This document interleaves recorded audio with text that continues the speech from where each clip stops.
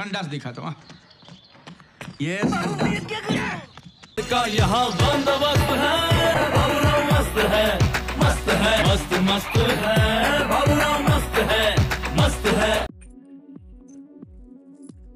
চলো শুরু করো। 3D ক্লাসটা বলে আছো কেন? যোগ মারবে আমাদের ঢুকে নিয়ে শুরুতে। अरे ना अरे अबे बुमराह आउट हो गए थे भाई। बुमराह टूर्नामेंट है ना, सामने चैंपियंस ट्रॉफी। अच्छा हुआ ये सब देखने से पहले मैं अंधा हो गया। अच्छा যাই হোক, যেটা আছে আমাদের সেগুলো নিয়ে এখন চলতে হবে, কিছু করার নেই, এগিয়ে চলতে হবে।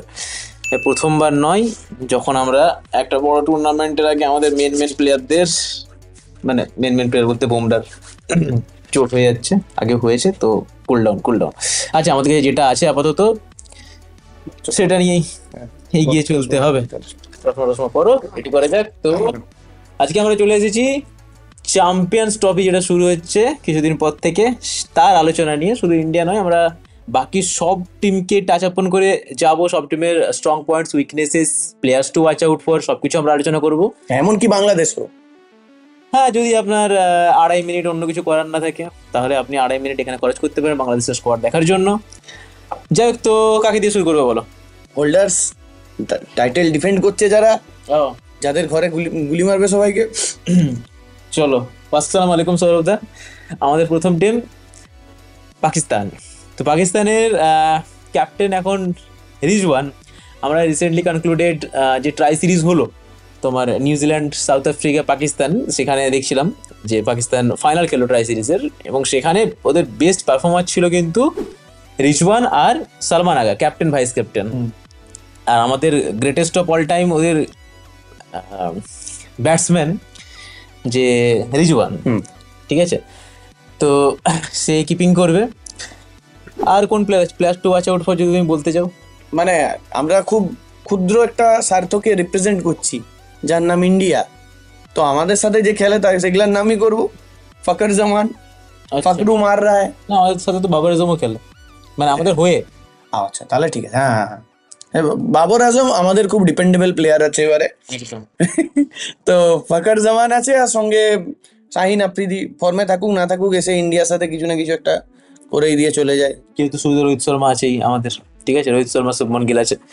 তো যাই হোক, যদি আমরা ডিটেলে আসি তাহলে যদি আমরা পাকিস্তানের স্ট্রং পয়েন্ট দেখতে, পাকিস্তানের কিন্তু লোয়ার মিডিল অর্ডার খুবই স্ট্রং, এবং ফাকর জামান সব দিনই ওডিআই ফরম্যাটে খুবই ভালো একজন ব্যাটসম্যান, ঠিক আছে? পেয়ে গেলে ডেঞ্জারাস, একদম বড় রান করার ক্ষমতা রাখে। তো সেখান থেকে দেখতে গেলে ব্যাটিং অর্ডার খুবই ভালো লাগছে আমার। এবং বাবর আজমের ফর্ম নিয়ে, বাবর আজম অনেক দিন থেকে তোমার ফর্মে প্রায়, যদি ভুল না হয় 25-20-25টা ইনিংস হয়ে গেছে, একটা 50ও দেখতে পাইনি তার কাছ থেকে। কারেকশন করবে যদি লাস্টে করে থাকে, আমার মনে পড়ছে না 50 করেছে বলে। তো লোয়ার মিডল অর্ডারে কিন্তু ভালো স্ট্রং আছে এখন ওদের। একটা যেটা তোমার নেগেটিভ পয়েন্ট হচ্ছে সেটা সাইম আয়ুব, বাচ্চা ছেলেটা যেটা খেলছিল, সাইম আয়ুব এবারে তোমার স্কোয়াডে নেই চোটের জন্য। আচ্ছা, বোলিংটা তুমি কি দেখছো? আমি তো ব্যাটিং নিয়ে বললাম, ব্যাটিংটা মোটামুটি ঠিকঠাকই আছে। বোলিংয়ে তোমার শাহিন আফ্রিদি আছে, হ্যারিস রফ। বোলিং তো পাকিস্তান ভালো খুব পেসার আছে ওদের সেগুলো নিয়ে কোনো মানে কোনো প্রবলেম কিছু নেই। আর bowling department they are covered. কিন্তু আমার ওদের নিয়ে যে কনসার্নটা আছে সেটা হচ্ছে যে ওরা কিন্তু জাস্ট একটি স্পিনার নিয়ে খেলছে, আমাদের 5টা। যাই হোক, তো ওই তো আমির খান বলেছিল না, বাপ কিতনে? 5। যাই হোক, একটা আগেকার যুগের একমাত্র স্পিনার আছে তো। হ্যাঁ, তো মানে আমি বুঝতে পারছি যে ওরা হাইওয়ে বানিয়েছে ওখানে রাস্তা, কিন্তু তাতেও ভুলে যাচ্ছে যে দুবাইয়ে এসেও একটা দুটো ম্যাচ খেলতে হবে ভাই। ঠিক আছে, স্পিন ফ্রেন্ডলি উইকেট হবে, কারেক্ট। দেখে নেবো কি করতে পারো তখন। এমনি তো ইন্ডিয়ার সামনে পড়লে দেখেই নেবো নাকি? হ্যাঁ, वो तो मैच हुआ के बाद पता चल ही ना जाएगा। সেটাই আর কি, সিরিজের পরে পাতা চলেই না যায়গা কি পাকিস্তান কোন জায়গায় ফিনিশ করবে। বাট টিমটা দেখে যথেষ্ট ব্যালেন্স টিম লাগছে আমার একটা। তবে ওই আর কি, যেটা সৌরভদা বললো, তোমার স্পিন ডিপার্টমেন্ট সেরকম ইয়ে নেই। যেমন সালমান আগা, খুশদিল শাহ এরা আছে। ফাহিম আশরাফকে ঘুরিয়ে নিয়েছে। ফাহিম আশরাফ মানে কোথাও কিছু না হোক সেকেন্ড শোয়েব মালিক হয়ে গেছে, ঠিক আছে? হ্যাঁ, সকালবেলায় ফোন করে, ভাই ফাঁকা আছো, চল টুর্নামেন্টে চলে আয়। তো আমি কি সানিয়া বাবাকে ফোন করবো? না, লেটস নট গো ইনটু দেয়ার। যাই হোক, তো ঠিক আছে, পাকিস্তান মোটামুটি দেখুন আমি তোকে বলছি, তুই আমাকে বল পাকিস্তানের একটা মানে প্লেয়ারের নাম বল ওয়াচ আউট ফর, যদি একটা কাউকে দেখতে হয় আমি আমাদের। তো বলবো সালমান আগা। সালমান আগা ভাইস ক্যাপ্টেন আছে, মিডল অর্ডারে ভালো ব্যাট করছে, চাইলে বল করে দিতে পারে। আগের ম্যাচটা জেতালো তোমার প্রায় অলমোস্ট 300 রানের পার্টনারশিপ দিয়ে রিজওয়ানের সাথে জেতালো, তো সালমান আগা। সালমান আগা খুব মানে এবার দেখ মানে অবভিয়াস চয়েস অফকোর্স রিজওয়ান ওদের সবচেয়ে ইনফর্ম প্লেয়ার এই ওই, কিন্তু মানে তারপরেও আমি বলবো যে এক্স ফ্যাক্টর আছে, সেটা হচ্ছে ফাকার জামানের। ওদের ওখানে কিন্তু পার ম্যাচে যা বুঝতে পারছি যে 350-র আশেপাশে রান হবে, তো সেক্ষেত্রে যদি একটা বড় স্কোর করতে হয় দে নিড ফাকার জামান টু, মানে একদম একদম। কারণ ওডিআই ফরম্যাটে তোমার ফরম্যাটও চেঞ্জ হচ্ছে এখন, প্রত্যেক টিমে একটা তুখোড় মানে শুরু থেকে এসেই রান করে বেরিয়ে যাবো সেরকম ব্যাটসম্যান, যেমন ইন্ডিয়ার একটা টেমপ্লেট তৈরি হয়েছে, রোহিত শর্মা এসে শুরুতে একটা ইন্টেন্ট দেখিয়ে বেরিয়ে যেত, ফাকার জামান যদি সেই রানটা সেই জিনিসটা করতে পারে ইন্টেন্ট মার্চেন্ট। তো পাকিস্তানের জন্য আখেরে ভালো হবে। যাই হোক, তো আমাদের সেকেন্ড টিম কাকে যাবে? সেকেন্ড টিম আই থিঙ্ক এই গ্রুপটা আমরা আগে ছোট করে কভার করে নেওয়া যাক, ঠিক আছে? গ্রুপে তো গ্রুপ এ তে তারপরে আছে নিউজিল্যান্ড আছে। নিউজিল্যান্ড দেখ আমি বলবো কারেন্টলি মানে সবচাইতে ইনফর্ম টিম, ঠিক আছে? নিউজিল্যান্ড এই কদিন আগে ইয়েতে এলো এবং ট্রাই সিরিজটা 3-3 জিতলো, তার আগেও দারুণ ফর্মে, ওদের অ্যাজ সাচ সেরকম কোনো ইনজুরি কনসার্ন নেই। মাঝখানে রচিন রবীন্দ্র একটা কনকাশন টাইপের হয়েছিল কপালে লেগে, বাট তাতে লাইক ওর আইকিউ লেভেলটা রবীন্দ্র জাদেজার লেভেলে চলে এসেছে এখন, but he is fine, little bit concerning but he is fine. কেন মামা হেভি ফর্মে, কোনো কথা হবে না। অ্যান্ড এই ধরনের মানে এই উইকেটে ওকে যদি ওরকম উইকেট দিস, কেন মামা 3-4 খানা সেঞ্চুরি ঠুকে দিয়ে আরামসে বেরিয়ে যাবে। ড্যারেল মিচেল রয়েছে, অ্যান্ড ড্যারেল মিচেল, ওদের ড্যারেল মিচেল মানে খুব ক্রুশিয়াল প্লেয়ার হতে চলেছে, যেহেতু কনওয়ে সেরকম ইয়েতে নেই এখন, সেহেতু ড্যারেল মিচেলের উপরে ওরা অনেকটাই ডিপেন্ডেন্ট হবে। বহুদিন পরে এই ট্রাই সিরিজে রান করলো পাকিস্তান, তো দেখা যাক। ভালো প্লেয়ার অনেকদিন মানে সে যেভাবে উঠছিল সেভাবে ডাউন হয়ে যায়, দিয়ে এই সিরিজে রান করেছে টুকটাক, তো দেখা যাক। সেটা হয় তোমার টম ল্যাথাম আছে কিপারের মধ্যে, ঠিক আছে? আর আচ্ছা, সবচেয়ে বড় কথা হচ্ছে ওদের গ্লেন ফিলিপস পাকিস্তানের কদিন আগে 74 বলে একটা সেঞ্চুরি মারলো, মানে বোলিং ফিল্ডিং এগুলো তো করছিলই, কিপার ছিল আগে, দিয়ে এখন কনসিস্টেন্টলি রানও করছে। তো গ্লেন ফিলিপস একজন মিডল অর্ডারে ভালো ব্যাটসম্যান, লোয়ার মিডল অর্ডারে। আচ্ছা, যদি বোলিংটা নিয়ে বলো, বোলিংটা কি? আমি একটাই বলবো, নিউজিল্যান্ডের বোলিং এমনিতে ঠিক আছে, হ্যাঁ, ও পাকিস্তানে যেই আসুক সবাই মার খাবে, ও পাটা পিচ্ছে, ওটা দেখলে হবে না। কিন্তু ওদের যেটা আমি একটা গ্লেয়ারিং অবভিয়াস জিনিস দেখতে পাচ্ছি, যে ওদের উইকেট টেকিং স্পিনারের একটা অভাব আছে, যে আগে ছিল ঈশ্বরদী, যেটা মানে ঈশ্বরদীও বিরাট কিছু গড লেভেলের বোলার না, তাতেও লেগ স্পিনার, হ্যাঁ, বাট মানে কাজ চালিয়ে দিত, ঠিক আছে? তো এই জিনিসটা আই থিঙ্ক ওরা একটু মিস করবে, ওদের যে ইয়েগুলো আছে। স্যান্ডনার যেমন ধর, স্যান্ডনার ভালো বোলার, কিন্তু উইকেট দরকার। স্যান্ডনার এসে 2টো উইকেট নিয়ে পালালো, এটা সচরাচর হবে না, ইকোনমিক্যাল। তো ওদের বেশিরভাগই দেখছি, হ্যাঁ।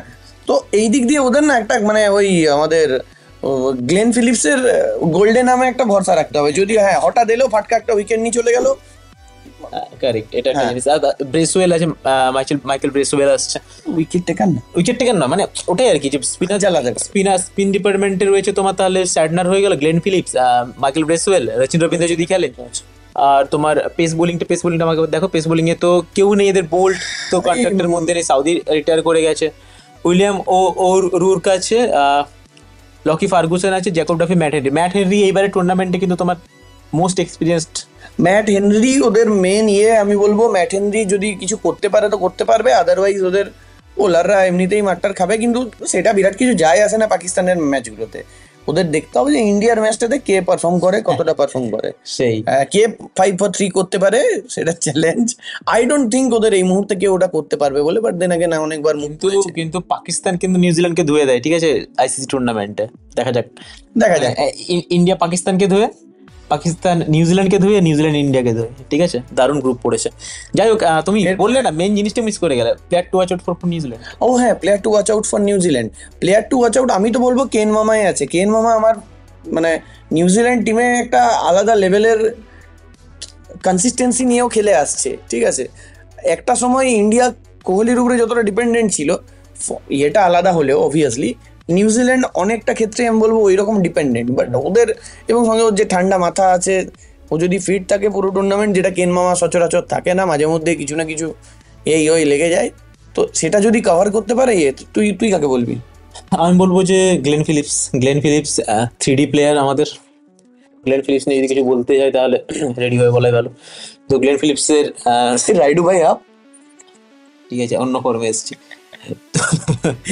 গ্লেন ফিলিপস তোমার 3D প্লেয়ার, ফিল্ডিং এ দুর্দান্ত, বোলিং করে দিচ্ছে, 10 ওভার করে বল করে দিচ্ছে এবং এখন ব্যাটিং এ রান করছে। তো আমার মনে হয় যে লোয়ার মিডল অর্ডারে গ্লেন ফিলিপস ওদের একটা ভাইটাল ভূমিকা নেবে। যাই হোক, up to the next team which will be Bangladesh. তো আপনারা যদি জল খাবার কিছু খেতে চান, আপনারা এখানটা স্কিপ করে খেয়ে আসতে পারেন, আমরা অনেক টিম নিয়ে পড়বো। যাই হোক, বাংলাদেশ একটা খুব সিরিয়াস টিম। বাংলাদেশ নিয়ে এবারে আমার জাস্ট বলার আছে এইটুকুই যে हमारा मर्जी है, हमारा दिस इज अवर टारगेट, नहीं जीतेगा। क्या मैं समझा नहीं आपकी बात? हमारा टारगेट है, हम नहीं जीतेगा, फिर खेलते क्यों है? हमारा मर्जी। But all jokes aside, Bangladesh টিমের কিন্তু যে পেস বোলিং অ্যাটাক সেটা ওদের আর্গুয়েবলি দ্য বেস্ট এভার। মানে যা ফর্মে আছে, ঠিক আছে, যা প্লেয়ারগুলো আছে, তাসকিন আহমেদ লিড করবে, ঠিক আছে, তার সাথে মুস্তাফিজুর রয়েছে আমাদের কাটার বোলার, আমাদের তার সাথে রয়েছে নাহিদ রানা উঠতি সেন্সেশন, ঠিক আছে, তানজিদ হাসান সাকিব রয়েছে, তো ভালো player Tanzim Hasan Shakib, I am sorry. তো আমার মনে পেস বোলিং এটা খুব সুন্দর দেখতে লাগছে। আচ্ছা, ব্যাটিং এ এবারে কিন্তু ওদের সাকিব কি জেলে আছে না কোথায় আছে? না, যা শুনছিলাম এখন অব্দি মানে লুকিয়ে টুকিয়ে বেড়াচ্ছে নাকি। আচ্ছা আচ্ছা, যাই হোক, চারদিকে যা খিস্তি খাচ্ছিল, সাকিবকে ছাড়া মানে বাংলাদেশ প্রথমবার নামছে। ইটস নট লাইক সাকিব থেকেও বিরাট কিছু করেছে, বাট তারপরেও 2019-এর বিশ্বকাপ আমাদের মনে আছে যে একটা আলাদা লেভেলের করেছিল, মানে ওই লেভেলের ব্যাটিং বোলিং ফিল্ডিং মিলিয়ে যে পারফরমেন্স দিয়েছিল খুব কম দেখা গেছে। তো সেইটা একটা বিরাট বড় ঘাটতি ওদের সর্বকালের সেরা প্লেয়ার। তাকে কিভাবে কভার করবে ওদের সৌম্য সরকার, মেহমুদুল্লাহ, এদের সবাইকে এসে স্টেপ আপ করতে হবে। যদি আমরা এদের একটা উপর থেকে যদি একটা বানাই প্লেইং 11, তাহলে আমার মনে হয় এরকম হবে, তোমার সৌম্য সরকার আর তোমার তানজিদ হাসান ওপেন করবে, 1 ডাউন হয়তো আসবে নাজমুল হোসেন শান্ত যে ক্যাপ্টেন, 2 ডাউন সম্ভবত ওরা হৃদয়কে খেলাবে। হৃদয় ওদের 2024-এর আমি যদি খুব ভালো নয় বেস্ট ব্যাটার ছিল, ঠিক আছে। আচ্ছা, মাহমুদুল্লাহ খেলবে, মুশফিকুর রহিম খেলবে, ওদের যে নেক্সট সাকিব হাসান যাকে ওরা অলরেডি তৈরি করছে, মেহেদী হাসান মিরাজ ভাইস ক্যাপ্টেন, সে তো খেলবেই। আচ্ছা, ওদের একটা ভালো প্লেয়ার আছে তোমার রিশাদ হোসেন একজন অলরাউন্ডার, তোমার ওই যেরকম আমাদের হাসারাঙ্গা ওরকম টাইপের আছে, তোমার ব্যাট ট্যাট করে দেয়, ঠিক আছে। জাকের আলীকে কি বলবি? Jaker Ali interesting choice. হ্যাঁ, খুব ইন্টারেস্টিং, খুব ভালো একটা নাম বললে তুমি, কারণ জাকের আলী ওদের ইনফর্ম প্লেয়ার খুব, ঠিক আছে, একটা ভালো ফিনিশার। তো আমার মনে হয় না কিন্তু জাকের আলী আর তহিদ হৃদয় দুজনের একসাথে এখানে ওদের জায়গা হবে, কারণ অলরেডি অনেক ব্যাটসম্যান আছে। যদি না ওরা মাহমুদুল্লাহকে ড্রপ করবে না, তো বড় প্লেয়ার নিয়ে এসছে এখানে বসিয়ে রাখাটা একটু অসম্মানজনক। তো আমার তো গোটা টিমটা দেখে ঠিকঠাক লাগছে, বাট একই জায়গায় আমি এখানে একটা টিমের কথা বলতে, সেটা হচ্ছে শ্রীলঙ্কা। যদি এখানে বাংলাদেশ, প্লিজ ক্যান্সেল করবেন না, তো যদি এখানে বাংলাদেশের জায়গায় শ্রীলঙ্কা থাকতো, তাহলে তুমি চ্যাম্পিয়ন্স ট্রফির প্রত্যেকের টিমকে দেখো কিরকম। শ্রীলঙ্কা এই মুহূর্তে ওদের রিসেন্ট লাস্ট 10 বছর 12 বছরের সবচেয়ে বেস্ট ওডিআই টিম, ওরা অস্ট্রেলিয়াকে হারালো ওডিআই সিরিজে, সেখানে শ্রীলঙ্কা নেই। তো এটা খুব একটা দুঃখের বিষয়। তো এখানে আমি শ্রীলঙ্কাকে খুব মিস করছি। যাই হোক, এখান থেকে হ্যাঁ মুভিং অন, তার আগে একটা জিনিস করবো তোকে, যে একটা যদি প্লেয়ার তোকে চুজ করতে হয় বাংলাদেশের যেতে বলি, আমি তো বলবো তহিদ হৃদয় মিডল অর্ডারে ভালো ব্যাটসম্যান, লাস্ট 2 বছর ধরে খুব ভালো খেলে আসছে, কনসিস্টেন্ট রান করছে, যেটা নাজমুল হাসান শান্ত করতো, এখন তহিদ হৃদয় রান করছে। আমি তো বলবো মিশো থেকে সাকিব হাসানকে অর্ডার করলে যে আছে, হ্যাঁ jokes apart, but regular performance যদি বাংলাদেশকে কিছুটাও সিগনিফিকেন্ট কিছু করতে হবে, তাহলে ও মানে মেহেদী হাসান মিরাজ যত ভালো খেলবে ততটাই ওদের পক্ষে লাভ। বাট অ্যাগেন, আমি যে গ্রুপে পড়েছে ওদের কোনো হোপ আমি দেখছি না। ইটস নট লাইক অন্য কোনো গ্রুপে পড়লেও বিরাট কিছু হয়, বাট একটাই হোপ আছে, পাকিস্তান। যাই হোক, এরপর আজকে যেটার জন্য আপনারা এতক্ষণ ওয়েট করে আছেন, ইন্ডিয়া। ইন্ডিয়া আমরা খুব কনফিডেন্টলি এগোচ্ছিলাম, লাইক ইন্ডিয়া তো যে টুর্নামেন্টেই নামে ফেভারিট হিসাবে নামে, এখন এরকম হয়ে গেছিল একটা ব্যাপার, recent T20 champion, one day world cup finalist, हमें पूछते कि ठीक है फिर कोचिंग करने आया गौतम गंभीर, बहुत मरवाया, मतलब धागा खोल दिया, एकदम धागा खोल दिया। तो সবচেয়ে বড় ঝটকাটা লাগলো আমাদের, কে আছে সেটাই নয়, কে নেই সেটাই, জাসপ্রীত বুমরা। আমরা জাসপ্রীত বুমরা নিয়ে খুব জলদি একটা পডকাস্ট নিয়ে আসছি, আপনারা দেখতে পাবেন, সেটা দেখবেন। কিন্তু সেটা ছাড়াও জাসপ্রীত বুমরা মিস করছে, আমরা সেই ডিটেলসে এখন যাচ্ছি না। আমরা এখন এইটা ভাবার চেষ্টা করছি যে বুমরাকে যদি রিপ্লেস করতে হয় আমরা কিভাবে করব, কারণ একটা প্লেয়ারকে দিয়ে বুমরাকে রিপ্লেস করা যাবে না। বুমরাকে রিপ্লেস করতে হলে আমাদের একটা সিডি প্লেয়ার লাগবে, সেখানে আমরা বিও সংগ্রহে মিস করছি খুব বেশি জোর, ঠিক বড় জোর, ঠিক আছে। তো আপনাদের নজরে এখনকার যুগের কোন থ্রিডি প্লেয়ার থাকলে আপনারা রেকমেন্ড করুন। আমাদের অলরেডি হর্ষিত রানা চলে এসেছে, হর্ষিত রানা কতটা থ্রিডি পারফরমেন্স দিতে পারবে তার উপরে। তো ব্যাপার হচ্ছে হর্ষিত রানাকে আশা করছি খেলাবে, মানে এরা গৌতম গম্ভীর আছে, আশা করার তুমি আশার চেয়ে বেশি আশা করবে আবার, কারণ গৌতম গম্ভীর মানে ফার্স্ট দুটো নাম তাহলে হর্ষিত রানা আর even Kuldeep Yadav ex KKR player, তোমার Varun Chakravarthy current KKR player, তোমার কি মানে কে খেলবে? বরুণ চক্রবর্তী অবশ্যই, মিনি কেকেআর ইন্ডিয়া এখন, ঠিক আছে। তো ঠিক আছে, ক্যান্সেল করবেন না। ঠিক আছে, সেটা ব্যাপার না, কিন্তু যেটা আমি দেখতে পাচ্ছি ওরা চেষ্টা করবে তোর জাদেজা, অক্ষর প্যাটেল এবং হার্দিক পান্ডা, তিনজনকে দিয়ে চারটে প্লেয়ার করবার চেষ্টা করবে, চারটে রোল আর কি কভার করার চেষ্টা করবে, অ্যাজ ইন মানে ওরা দুজনে স্পিন ইয়েটা দেখবে। এবং একটা ডেঞ্জারাস সিচুয়েশন হচ্ছে যেটা হর্ষিত রানাকে যদি না খেলায় এবং হার্দিক পান্ডাকে যদি সেকেন্ড প্রেসার করে, সেটা হার্দিক পান্ডার উপরে শুধু অনেক প্রেসার বাড়িয়ে দিচ্ছে, এটাই নয়। এবার হার্দিক পান্ডা হি ক্যান হ্যান্ডেল প্রেসার, ঠিক আছে, ভেরি ওয়েল। কিন্তু আমার চিন্তা হচ্ছে বড় টুর্নামেন্টে হার্দিক পান্ডা পারফর্ম করাটা কখনো সমস্যা ছিল না, সমস্যাটা হচ্ছে ওর ফিটনেস ইস্যুটা। বাই চান্স যদি ওর চোট লেগে যায় মিড টুর্নামেন্ট, অলরেডি ভগবান না করুক অলরেডি বুমরাকে হারিয়েছি, এক্স্যাক্টলি 5টা ম্যাচের সিরিজ খেলিয়ে এখানে তুই জাস্ট এত অতিরিক্ত তোমার ওয়ার্কলোড ছিল। জিনিসটা কতটা খারাপ হতে পারে আমি বলছি, একটা এমনও প্রবাবিলিটি আছে যে হার্দিক পান্ডা যদি ইনজিওর্ড হয় ইন্ডিয়া একটা পেসারে খেলবে, এইরকম হতে পারে, দ্যাট ইজ ক্যারি। এবার অনেকের একটা কনসেপ্ট আছে যে দুবাইয়ে খেলা হচ্ছে সেহেতু হ্যাঁ 5টা স্পিনার 6টা স্পিনার যা পারবো করে দেবো, ঠিক আছে, kinda true but not exactly. সেটা হচ্ছে ইউএই যে পিচগুলো তার মধ্যে সবচেয়ে বেশি স্পিন ধরে শারজাতে, নট দুবাই, ঠিক আছে। দুবাইয়ে কিন্তু বরঞ্চ মিডিয়াম একটু পেস টাইপের যেগুলো আছে তারা কাজে দেবে যদি ওটার বাউন্সগুলোকে কাজে লাগাতে পারে, তো সেইটা একটা ফ্যাক্টর আছে দুবাইয়ে, ওই ফ্যাক্টরটা আছেই। কিন্তু তারপরেও একটা পেসারে যাওয়া খুব রিস্কি হয়ে যেতে পারে।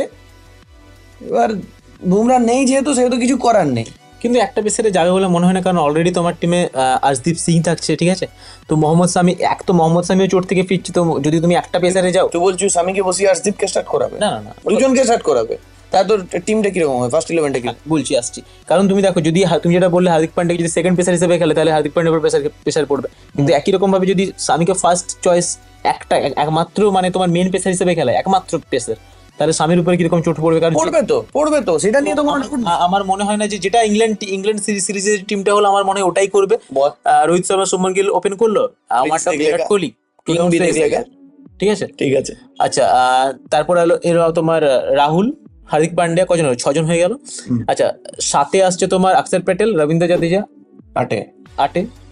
আচ্ছা, আর 3টে প্লেয়ার থাকছে, তাতে তুমি বলছো হ্যাঁ তাতেই তো 2টো পেসার খেলবে, তোমার আরেকটা স্পিনার খেলবে, কারণ অলরেডি তোমার জাদেজা অক্ষর প্যাটেল 2টো স্পিনার থাকছে, আমার মনে হয় 4টা স্পিনার খেলা হবে বলে। এবারে একটা ভাইটাল একটা টস আপ হবে বরুণ চক্রবর্তী আর কুলদীপ যাদবের উপরে। আচ্ছা, এখানটাতে আসছি, তোমার কাছে কোশ্চেন আছে আমার একটা। তো আমার মনে হয় যে দুটো জিনিস হতে পারে, একটা কুলদীপ বরুণ চক্রবর্তীর মধ্যে একজন খেলবে, আর একটা তোমার আর্শদীপ আর হর্ষিত রানার মধ্যে একজন খেলবে। তো তুমি বরুণ চক্রবর্তী না কুলদীপ যাদব কাকে খেলাতে? আমি ডেফিনেটলি মানে দেখ, আমরা এক্সপিরিয়েন্সের একটা বলছি, তুই বল না কি কারণে টিমে নেই যশস্বী জয়সওয়াল, কেন টিমে নেই? এক্সপিরিয়েন্স আছে, বাট হ্যাঁ যাই হোক, দুদিন আগে শুনলাম যে অ্যাঙ্কেলে চোট লেগেছে, বাট সেটা পরে লেগেছে, হ্যাঁ সেটা এখন লেগেছে, ইনিশিয়ালি তো ওকে এক্সপিরিয়েন্সের জন্য করেনি, ঠিক আছে। তো সেই হিসাবে তুই যদি ওকে বসাতে পারিস, তাহলে বরুণ চক্রবর্তী কি করে টি20-তে পারফর্ম করার জন্য ওয়ানডে তুই কি করে আগে নিয়ে চলে আসবি? একটা মাত্র ওডিআই খেলেছে আই থিঙ্ক। এক্স্যাক্টলি, তো বরুণ চক্রবর্তী একটা খেলেছে না? বরুণ চক্রবর্তী মানে ইংল্যান্ড সিরিজের আগে একটাই খেলেছিল আই থিঙ্ক, একখানা খেলেছে। তো ব্যাপার হচ্ছে কি করে নিয়ে আসবে? এবার বরুণ চক্রবর্তী খেলে দিতেই পারে, সেটা তো হাইন্ড সাইডে অনেক কিছুই হতে পারে, ঠিক আছে, সেটাই আমি যাচ্ছি না। কিন্তু ব্যাপার হচ্ছে আমি খেলাতাম কুলদীপকে, কুলদীপ একটা আলাদা জিনিস অফার করে যেটা অন্য কারণ নেই, মিস্ট্রি বৃষ্টি নয়। কুলদীপ হচ্ছে চায়নাম্যান বোলার খুব কম আছে, ঠিক আছে, এবং কোয়ালিটি প্লেয়ার, মানে এমন নয় যে চায়নাম্যান বল করে বলে অ্যাক্সেন্টের জন্য আউট হয়, কোয়ালিটি প্লেয়ার। এক্স্যাক্টলি, মানে বরুণ চক্রবর্তী সেখানে মিস্ট্রিটা যদি রিড করে নেয়, ও কিন্তু যথেষ্ট অর্ডিনারি বোলার। অ্যাটলিস্ট ওয়ান ডেতে আমি এমন কিছু এখনো সিগনিফিকেন্ট দেখিনি, হি ক্যান প্রুভ মি রং, ঠিক আছে। কুলদীপ যাদবের সাথে এই জিনিসটা খারাপও হচ্ছে, তোমার প্রত্যেকটা ফরম্যাটে টেস্টে যখন যায় ম্যান অফ দ্য ম্যাচ হয়ে চলে আসে, বাট অশ্বিন জাদেজাদের জন্য মানে ব্যাটিং কোয়ালিটি, ব্যাটিং অ্যাবিলিটির জন্য বাদ পড়ে যায়। আবার এখনো ধরো অশ্বিন রিটায়ার করে গেছে, এখনো দেখবে তুমি সেখানে অক্ষর প্যাটেল জাদেজা এরা দুজন হয়তো খেলবে, বা ওয়াশিংটন সুন্দর ঢুকে গেছে এখন, এরা খেলবে। কুলদীপ যাদব এখনো বাদ পড়ে যাবে। টি-20 ফরম্যাটে অলরেডি বিবেচনায় বরুণ চক্রবর্তী খেলাচ্ছে, কুলদীপ যাদবের জায়গা হচ্ছে না। এখন যদি ওডিআই ফরম্যাটও আমরা এরকম ভাবে বরুণ চক্রবর্তীকে দিয়ে কুলদীপ যাদবকে রিপ্লেস করাই, তাহলে সেটা খুবই খারাপ হবে, যেটা চাহালের সাথে অলরেডি হয়েছে। ভালো ফর্মে থাকতে থাকতে জাস্ট টিমের কম্বিনেশনের জন্য বাদ পড়ে এখন ইন্ডিয়ার থেকে পুরো দূরে। আমি চাই না সেটা কুলদীপ যাদবের সাথেও রিপিট হোক, এটা খুবই বাজে জিনিস হবে একটা। তো আমরা চাইবো যে কুলদীপ যাদব খেলুক। আর একটা জিনিস হচ্ছে আর্শদীপ সিং, হর্ষিত রানা, এখানে ভালো একটা দুজনেরই ভালো পয়েন্ট খারাপ পয়েন্ট আছে। কারণ হর্ষিত রানা তোমার উইকেট টেকার বোলার, মানে যেটা আমাদের গোল্ডের আমডা টাইপের যেরকম হয়, পার্টনারশিপ ব্রেকার যে জিনিসটা হয়, তো সেটা হর্ষিত রানা করে। তার স্লোয়ারগুলো খুব ভালো জায়গায় পড়লে খুব ভালো বোলার, তবে কি ইকোনমিক্যালি খুবই আছে, যেটা আর্শদীপ সিং অ্যাকচুয়ালি কিন্তু ইকোনমিক্যালি ভালো বল করে দেবে, শুরুতে সুইং করে দেবে তোমাকে। তো তুমি এখানে কাকে দেখছো? একজন লেফট আর্ম বোলার, আর একজন হালকা ব্যাট করে দিতে পারে, আর তোমাকে মিডল অর্ডার উইকেট দিয়ে দিতে পারে। আমার যেহেতু দেখ, তুই এটা হচ্ছে সেই গল্পটা ছিল না, বলছে ওই যে কুমির ছানা এমনি করে সেই ইয়েটাকে বের করছে, বলছে আনা কানা গানা কেমন লাগে কুমির ছানা করে, প্রত্যেকবার একটি ছানাকে এনে এনে দেখাচ্ছে। তুই প্রত্যেকবার সব কিছুর লজিকে যদি আমরা একটাই বলি মিডিল ওভারে উইকেট নেওয়ার জন্য বরুণ চক্রবর্তীকে খেলাবো কুলদীপের আগে, মিডিল ওভারে উইকেট নেওয়ার জন্য হর্ষিত রানাকে খেলাবো হর্ষদীপের জায়গায়, তো ঠিক আছে, ভালো কথা। তো তাহলে লাস্টে উইকেটগুলো কে নেবে? ঠিক আছে, এটা আমাদের মাথায় রাখতে হবে না। মিডল ওভারে উইকেট নিয়ে শেষ করে লাস্টের জন্য উইকেট থাকবে।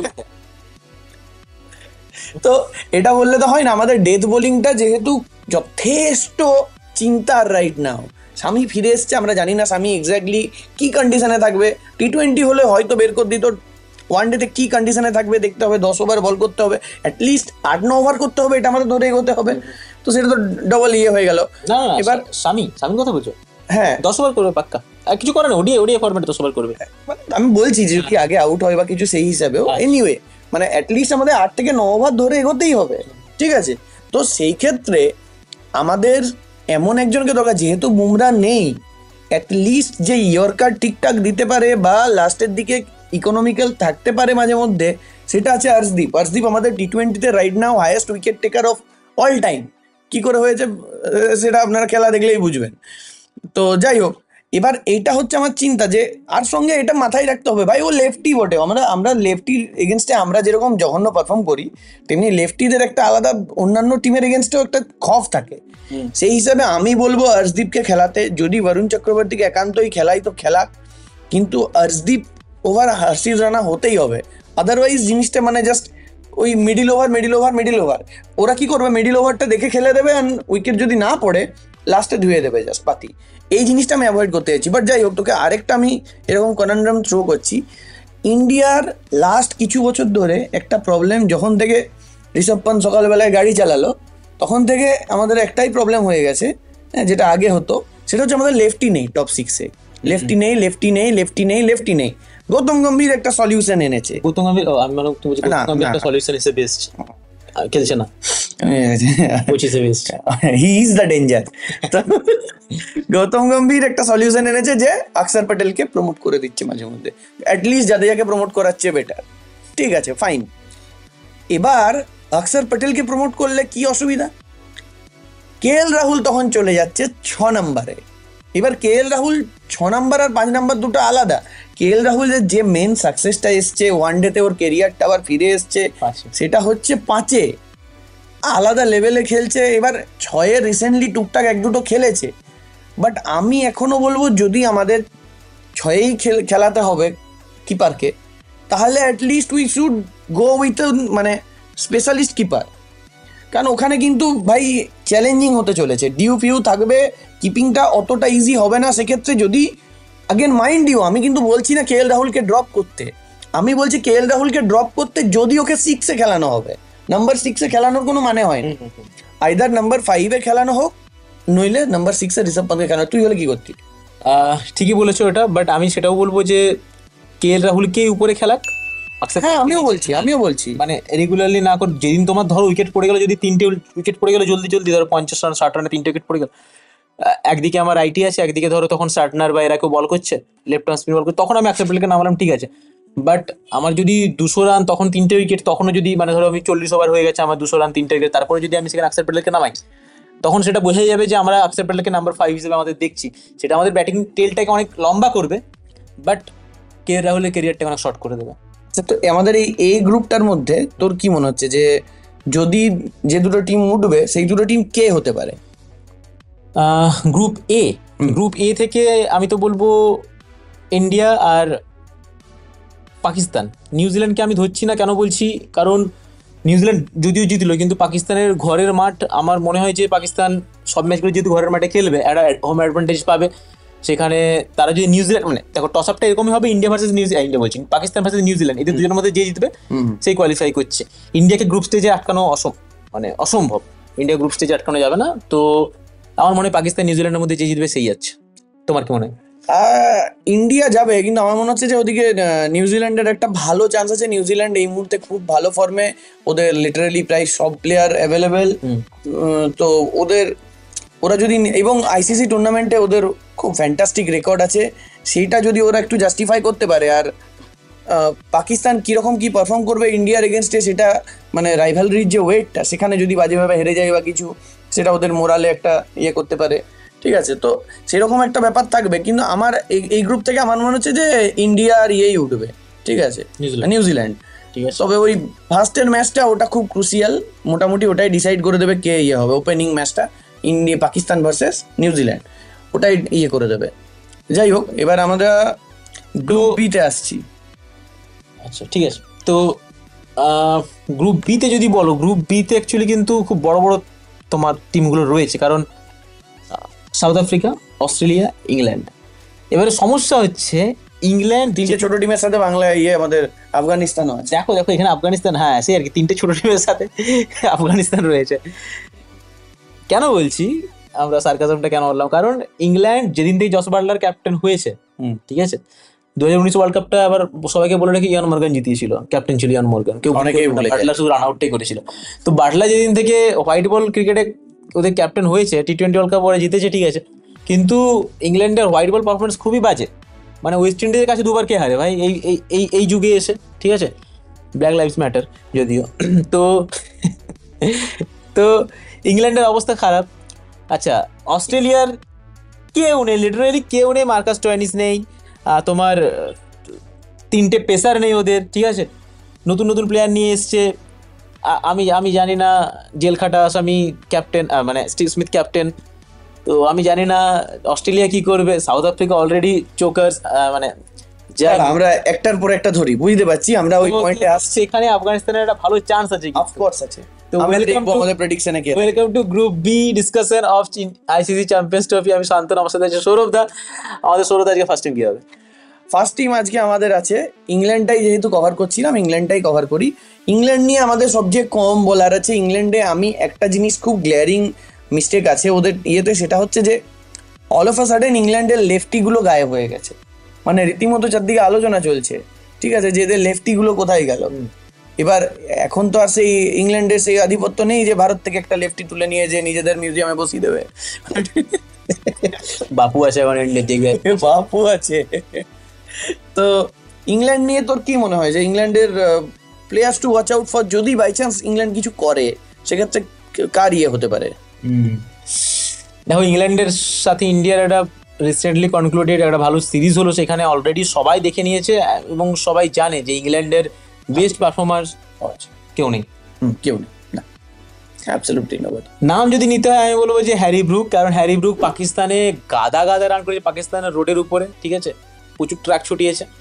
তো আমি জানি না তার কেরিয়ারটা ট্র্যাকে আসবে কিনা, বাট আমার হোপ আছে, ভালো প্লেয়ার যেহেতু, যদি ভালো, মানে ভালো বলতে খারাপ বোলিং লাইনের উপরে পড়ে, তাহলে তাকে ধুয়ে শেষ করে দিতে পারে। তো তার উপরে একটা আমার চোখ থাকবে, এবং আর জস বাটলার আমার গুরুদেব all time favourite Jos Buttler, বিদেশি ব্যাটসম্যান। তো জস বাটলারের একটা ইয়ে থাকবে, জ্যাকব বেথেল একটা ভালো প্লেয়ার ছিল, বাট জ্যাকব বেথেলের চোট হয়েছে ইন্ডিয়া সিরিজে। মানে আমি বলবো এটা ওদের রীতিমতো যেটুকু যা চান্স ছিল সেটুকু ইয়ে করে দিল। জ্যাকব বেথেল দারুণ ফর্মে ছিল এবং অ্যাকচুয়ালি কিছু করতে পারতো, এবং লেফটি ছিল, অলরাউন্ডার ছিল, ওদের অনেকগুলো এরিয়া কভার করতে ছিল। ইংল্যান্ডের হয়ে করতে পারতো না পারতো, আরসিবির হতেও করতো। তো জ্যাকব বেথেল একটা, আইপিএল থেকে আউট নাকি আমি জানি না, এখন আনসার্টেন, এখন তো আইপিএল 1 মাস পরেই শুরু, ঠিক আছে। কন্ডোলেন্সেস, আমাদেরও আল্লাহ গাজানফার রুল আউট হয়ে গেছে 4 মাসের জন্য। যাই হোক, তো আচ্ছা ডিটেলে যদি আসা যায়, তোমার এদের ইংল্যান্ডের বোলিং লাইনআপটা কিরকম লাগছে? আমি দেখ সত্যি কথা বলতে মানে মার্কুট ছাড়া সেরকম অ্যাসার যাকে দেখে ভয় লাগবে এমন কেউ নেই। মানে আর্চার আছে, বাট আর্চার এখনো সেই ফর্মে আসেনি যে ফর্মে ও ইনজিওর্ড হয়েছিল। ইংল্যান্ডকে যদি কিছুও করতে হয় সিগনিফিক্যান্ট, যেটা আমি জেনুইনলি চান্স খুব কম দেখছি, আদিল রশিদকে বিরাট বড় কিছু একটা নাম্বার 1 এখন নাম্বার 1 আছে এখন নাকি আদিল রশিদ? বাবারে, তো আদিল রশিদকে কিছু একটা করতে হবে। আদিল রশিদই আমার মতে ওদের player to watch out for. কিন্তু ইভেন তারপরেও আদিল রশিদ কিছু করলেও আমার মনে হয় না যে ইংল্যান্ড বিরাট কিছু একটা করবার মতো জায়গায় আছে বলে তুই কাকে বলবি? আমি বলবো এখানে একটা ওদের খুব ভাইটাল বোলার হচ্ছে ব্রাইডন কার্স রিসেন্টলি কনক্লুডেড সিরিজে ডেবিউ করে, এবং ডেবিউ করার পর ও কিন্তু মানে রীতিমতো ঘাম ছুটিয়ে দিয়েছিল। বাকি বোলারে যেখানে কিছু করতে পারছিল না, সবার গরম ছিল বলে নাই, ব্রাইডন কার্স যথেষ্ট ভালো বোলিং করেছে। তোমার ইন্ডিয়া টিমে, ইংল্যান্ড টিমে, ইন্ডিয়াতে ডেবিউ করেনি, এই অনেকদিন আগে গেছিল। তো ব্রাইডন কার্স কিন্তু, আমি যেটা বলতে চাইছিলাম যে টিমে ঢোকে, স্টার্টিং এ ছিল না, বাট যখন দিয়ে টিমে ঢোকে ইন্ডিয়া টিমের কিন্তু অবস্থা খারাপ করে দিয়েছিল। উইকেট নিচ্ছিল রেগুলারলি। তো ব্রাইডন কার্স ব্যাটিংটা করতে পারে যেহেতু, তো ব্রাইডন কার্স একটা ভালো অপশন হবে তাদের। যাই হোক, এরপর আমরা আসছি সাউথ আফ্রিকা আর্গুয়েবলি নিউজিল্যান্ডের পর আমি বলবো right now most inform team. South আফ্রিকার প্রায় কোনো রকমের কোনো সমস্যা নেই ওদের স্কোয়াডে, ওদের সবাই অ্যাভেলেবেল, ঠিক আছে। ওদের দুর্দান্ত সব অলরাউন্ডার, মিডিল অর্ডারে ওদের যে ব্যাটারগুলো আছে মানে সেগুলো তো কোনো কথা হবে না, জাস্ট আলাদাই লেভেলের সব ইয়ে আছে। আমরা সাউথ আফ্রিকার এখানে স্কোয়াডে যেটা দেখতে পাচ্ছি যে ওদের প্রথমত এই মুহূর্তে সেরা ফর্মে আছে লর্ড বাবুমা, ভগবান, ঠিক আছে, ভগবানের অবতার নেই ওখানে। বাবুমা সর্বত্র বিরাজমান, ঠিক আছে, লিটারালি ঢুকে যেতে পারে যে কোনো স্মল স্পেসেসে। যাই হোক, বাবুমার ছাড়াও ওদের এই মুহূর্তে অন্যতম ক্রুশিয়াল প্লেয়ার আমি বলবো মার্কো ইয়ানসেন আছে, যেটা একটা খুব ম্যাটার করবে। তারপরেও আছে ওদের বোলিংয়ে কি করবে, বোলিংয়ে মহারাজ আছে হিন্দু শের, তো কেশব মহারাজ যদি কিছু করতে পারে, আর ওদেরকে ডেফিনেটলি মানে ক্লাসেনের দিকে ওরা তাকিয়ে থাকবে, ডেভিড মিলারের দিকে আছে ফিনিশার হিসেবে। এদের ফিনিশিং পাওয়ার ভাই কিছু লেভেলের, কিন্তু কোনো কথা হবে না। হ্যাঁ, তো এদের যেটা তুমি বললে অলরেডি ওয়াইন মোল্ডার আছে, ঠিক আছে, তোমার ডেভিড মিলার রয়েছে, যেটা নামটা তুমি বলতে ভুলে গেলে সেটা হচ্ছে এক সেকেন্ড, ট্রিস্টান স্টাবস, কারেক্ট, আমি স্টাবস আছে। তো ট্রিস্টান স্টাবস, তোমার হেনরিক ক্লাসেন। এত বলছিলি স্টাবসকে খেলাবে নি কেন? খেলাবে না স্টাবস? তিনটে কিপার খেলাবে, তিনটে কিপার না খেলো। দেখো রায়ান রিকেলটন যদি ওপেন করে, ঠিক আছে, আচ্ছা রায়ান রিকেলটন সাথে ওপেন কে করবে? নাও বাবুমা করলো, ঠিক আছে, লর্ড 1 ডাউন মার্কার মেলো, ঠিক আছে, 2 ডাউন ওরা খেলাবে হচ্ছে ভ্যান্ডার ড্যাসেনকে খেলাবে, ঠিক আছে। আচ্ছা 3 ডাউন খেললো হচ্ছে Stubbs, 4 down Klaasen, 5 down Miller 5 down খেলবে, 6, 7, 8 ওরা 5 ডাউন ইয়েকে খেলায় ভাই, হবে না মার্কো ইয়ানসেনকে। হ্যাঁ কোনোদিনই ওদের তাহলে ভ্যান্ডার ড্যাসেন আর এর মধ্যে একটা টস আপ হবে। আমি তো তোকে বলছি স্টাবস বা রিকেলটনের একজন খেলবে। তুই যেহেতু বলছিস যে রিকেলটন বেশি ভালো ফর্মে, আমি অতটা ফলো করিনি, সেক্ষেত্রে আমি বলবো যে তাহলে রিকেলটন খেলবে, স্টাবসকে খেলবার জায়গা আমি দেখতে পাচ্ছি। যে তুমি তাহলে ওপেন কাকে দিয়ে করাবে? এটা লর্ড নামবে বলছি তো, লর্ড আর সাথে কেউ রড আর রিকেলটন, ওই তো তুমি বলছো রিকেলটন বাট স্টাবসের মধ্যে একজন খেলবে তুমি। আরে বাবা, আমি বলছি যে ওদের মধ্যে একজন চান্স পেতে পারতো, বাট যেহেতু রিকেলটন বেটার ফর্মে আছে, তুই বলছিস তুই ফলো করেছিস, সেহেতু আমি বলছি, বুঝতে পারছি। হ্যাঁ, এটা একটা ব্যাপার হবে ওদের, প্লেন্টি অফ অপশনস যেহেতু রয়েছে, প্রবলেম অফ প্লেন্টি যেটা বলে আর কি। তো এখানে ওয়ান মোল্ডারও রয়েছে, আমাদের গরিব মানুষদের প্লেয়ার নেই আর ওদের ব্যাটার খেলেই যাচ্ছে, তো বুঝতে পারছি, আই আন্ডারস্ট্যান্ড। হ্যাঁ, এখানে একটা সমস্যা হবে, জানি না ভ্যান্ডার ড্যাসেন এই এই সিরিজটাতে ছিল না, তো ও তো খেলবে, ও এখানে তো ওরা বি টিম নামিয়েছিল। হ্যাঁ, যাই হোক। আচ্ছা, তুমি যদি বলো যে তোমার প্লেয়ার টু ওয়াচ আউট কি হবে? আমি দেখ এখানে এদের প্লেয়ার টু ওয়াচ আউট, আমি ইয়ার কি করছি না, আপনারা কেউ এটা খেললি হিসাবে নেবেন না। আমি বলছি Temba Bavuma, and I am being completely serious. He has the chance to become the highest run scorer in this tournament. ও পাকিস্তানে সবকটা ম্যাচ খেলবে, মালটা আলাদা লেভেলের ফর্মে। Temba Bavuma shorter man, longer ফরম্যাটে কিন্তু ভালো খেলে, ঠিক আছে, এটা মানুন না মানুন, it is proven. Opposite poles attract.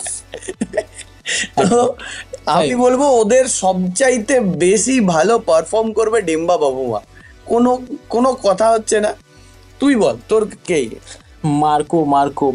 Marco Jansen ওদের তো মানে এখন গ্রেটেস্ট অফ অল টাইম মানে ইনফর্ম প্লেয়ার, মানে একটা প্লেয়ার এত সাউথ আফ্রিকা যে লিগটা হয় কি, তুমি যতবার খাতা খুলে দেখে নেবে, যতবার ওই ইস্টার্ন বলছি ইস্টার্ন ইস্ট কোস্ট যেটা সানরাইজার্সের যে টিমটা আর কি, তো ওদের যতবার পারফরমেন্স হবে তুমি দেখবে man of the match Marco Jansen, একটাই নাম। সাউথ আফ্রিকার টিমের হয়েও 5 উইকেট পড়ে যাওয়ার পর ওকে দেখতে পাবে, বোলিংয়ে শুরু করছে, ও মিডল অর্ডার্সে বল করছে, ও শেষ করছে, এবং এখন ডেথ বোলিংটা খুব উন্নত করেছে নিজের। তো আই থিঙ্ক তুই কি বলতে চাইছিস মার্কো ইয়ানসেন হচ্ছে সাউথ আফ্রিকার 3D প্লেয়ার? কারেক্ট। আমাদের এটা 3D পডকাস্ট চলছে, ঠিক আছে, 3D পডকাস্ট। ফাইনালি বাঙালিতে নজর রাখুন। এরপর আমরা মুভ অন করবো অস্ট্রেলিয়াতে, যারা আমাদের মুভ অন করতে দিচ্ছে না। অস্ট্রেলিয়ার কথা যদি বলতে হয় তাহলে অস্ট্রেলিয়া একটা 3D টিম, ঠিক আছে, पता नहीं ऐसे डेंजरस सिचुएशन में यही टीम क्यों सामने आ जाता है। টেস্ট হোক, T20 হোক, ওডিআই হোক, এক তো 3D টিম, 3D চশমা পরে দেখতে, তারপর কালো চশমা পরে দেখতে হয়, কারণ শোকের দিন, শোক পালন করতে হয় আমাদের, পড়ে আছে ওই জন্য পডকাস্টে। বাট অস্ট্রেলিয়ার এবারে আমাদের জন্য খুশির খবর যে অস্ট্রেলিয়ার বাঘা যে 3 ভাই, ঠিক আছে, তুই খুশির খবর দে, আমি দুঃখের খবর দেবো। চল, হিড়িম্বা কিড়িম্বা 3 জনে কেউ নেই, ঠিক আছে, হাম্বা কিম্বা বুম্বা কেউ নেই, ঠিক আছে। বাট দিস ইজ অস্ট্রেলিয়ার ব্লাড, ওদের যে শরীরের মধ্যে যে ইয়েলো ব্লাড যেটা চলে সেটা কিন্তু সবার মধ্যেই আছে। তো সবাই যে কেউ এসে ম্যাকগ্রাল, ডেনিস লিলি হয়ে যায় এদের। যাই হোক, তো যদি আমরা টিমের মধ্যে ঢুকি, আচ্ছা বোলিং লাইন আপটা নিয়ে কথা বলা যাক। বোলিং লাইন আপে টাকালে সবচেয়ে আগে আমরা দেখতে পাচ্ছি যে ওদের সবচাইতে বড় যে ঝাটকা খেয়েছে ওরা, প্যাট কামিন্স চলে এসছে, ওদের সস্তার প্যাট কামিন্স চলে এসছে, সন অ্যাবট। কেউ বলছে, আমি শুনলাম যে শন অ্যাবট হচ্ছে নাকি বড় লোকের হর্ষিত রানা, আমি বলছি আর কেউ বলেন, বাট যাই হোক, সেটা ছাড়াও সন অ্যাবট ব্যাট করতে একবারে 3D প্লেয়ার। হ্যাঁ, তুই যেহেতু ওদের ব্যাড নিউজ দিলি, হ্যাঁ আমি তোকে বলছি অস্ট্রেলিয়ার জন্য গুড নিউজ কি হতে পারে। ব্যাড নিউজ বাকিদের জন্য ব্যাড নিউজ বলতে মনে পড়লো, ব্যাড নিউজ ছিল ভিকি কৌশলের সেকেন্ড হাইয়েস্ট ওপেনিং। কেন বললাম? কারণ আমাদের নতুন পডকাস্ট চলছে, একটা উপরে লিঙ্কে দেখতে পাবেন, কন্টিনিউ। আচ্ছা, তো এরপর ওদের অস্ট্রেলিয়ার একটা চিরকালীন কি বল না, যে গোটা বছর যা খেলুক, আইসিসি টুর্নামেন্ট এসে জিতে চলে যেত জাস্ট, ঠিক আছে। এবার কারেন্ট অস্ট্রেলিয়ান টিম অলরেডি সব জিতেছে, যে কোনো কন্ডিশনে জিতেছে, আলাদা আলাদা রকম অসুবিধায় জিতেছে, সুবিধায় জিতেছে, সব করে জিতেছে। তো সেই যদি একখানা পুরোনো অজি মেন্টালিটি দেখতে পাই সেটা একটা ব্যাপার। বাট হ্যাভিং সেড দ্যাট, আমি এখনো বলবো চ্যাম্পিয়ন্স ট্রফিতে অস্ট্রেলিয়া মানে 2009 থেকে না কখন থেকে ওরা জাস্ট রেগুলারলি খারাপ খেলছে। চ্যাম্পিয়ন্স ট্রফিতে ওরা সেই রকম লেভেলে পারফরমেন্স কখনোই দিতে পারেনি, এবং প্যাট কামিন্স ওদের একটা আলাদা অরা নিয়ে খেলে ওদের টিমে। ওর ক্যাপ্টেন্সিটাকে ওরা ডেফিনেটলি মিস করবে, ওর বোলিংয়ের চাইতেও বেশি। বাট ওদের ক্যাপ্টেন এখন স্টিভ স্মিথ আছে, সেও যথেষ্ট এক্সপিরিয়েন্সড। তো এবার আরেকটা জিনিস যে ট্রাভিস হেড সেই রকম লেভেলে ফর্মে নেই। এদের যদি তুই একটা প্লেয়ার তোকে পয়েন্ট আউট করতে হয়, তুই কাকে করবি? অ্যারন হার্ডির কথা বলবো। অ্যারন হার্ডি হচ্ছে তোমার স্টোনিসের এখন রিপ্লেসমেন্ট। কি কারণে বলছি? আমি বলছি না যে সে বেস্ট পারফর্মার হবে, আমি বলছি যে চোখ থাকবে কার উপরে। কারণ অ্যারন হার্ডি ওখানে তোমার থার্ড পেসার হবে ওদের, ঠিক আছে। অ্যারন হার্ডি রেগুলার বল করবে এবং অ্যারন হার্ডির ব্যাটিংও আসবে। অ্যারন হার্ডির ব্যাটিং অ্যাবিলিটি আছে। অ্যারন হার্ডি ওদের বিবিএল এর ওয়ান অফ দ্য বেস্ট, মানে একটা অ্যাসেট, ঠিক আছে। খুব রেগুলার পারফরমেন্স দেয়। তো অ্যারন হার্ডির উপরে একটা চোখ থাকবে। আর একটা যেটা তুমি বললে যে ট্রাভিস হেড কিন্তু ফর্ম লাগে না, ঠিক আছে? ট্রাভিস হেডের ফর্মে নেই, এই জিনিসটা ঠিক নয়। এই শ্রীলঙ্কা সিরিজের কথা দেখে তুমি বলছো শ্রীলঙ্কা সিরিজে রান পায়নি, সে ঠিক আছে, বাট তোমার ট্রাভিস হেড আইসিসি টুর্নামেন্ট এলে হ্যাঁ শিকড় দেওয়ান হয়ে যায়, সরি ডিভোর্স হয়নি, না বাট ব্যাটে রান করে। তো আমাদের প্লেয়ার গুলো ডিভোর্স করিবে। সরি সেই যে ওই ইন্টিমেসি টাইম এলে বউ এসে বলে যে বলছে আচ্ছা आज बाहर से मरवा के आए हो ना, सच बताओ ऑस्ट्रेलिया से मरवा के आए हो, उसी से जाके सो जाओ। যাই হোক, তো তোমার এখানে আমি বলবো দেখ, এদের ব্যাটসম্যান যাদের যা পারফর্ম করতে হবে সে তো ঠিক আছে, কারণ পাকিস্তানে খেলা হচ্ছে, যদি জ্যান্ত ফিরে আসে তো সব ব্যাটসম্যানকেই ভালো খেলতে হবে ভালো কিছু করতে গেলে। কিন্তু আমি একটু বাইরের দিকে যেয়ে বলছি, ন্যাথান এলিসকে একটা কিছু মানে লেভেলের পারফরমেন্স অফার করতে হবে। পাকিস্তানের পিচে কিন্তু অ্যাকচুয়ালি ওকে স্যুট করে, বাদবাকিদের যেটা করবে না সেটাই। আর ভালো প্লেয়ার অনেক দিন পর একটা পুরো বোলিং লাইন আপটাকে লিড করবে ন্যাথান এলিস, ঠিক আছে? তো ন্যাথান এলিসের কাছে ভালো সুযোগ আছে নিজের ক্যারিয়ারটাকে এখান থেকে তুলে ধরার, ঠিক আছে? তো এই সুযোগটা যাতে নষ্ট না করে।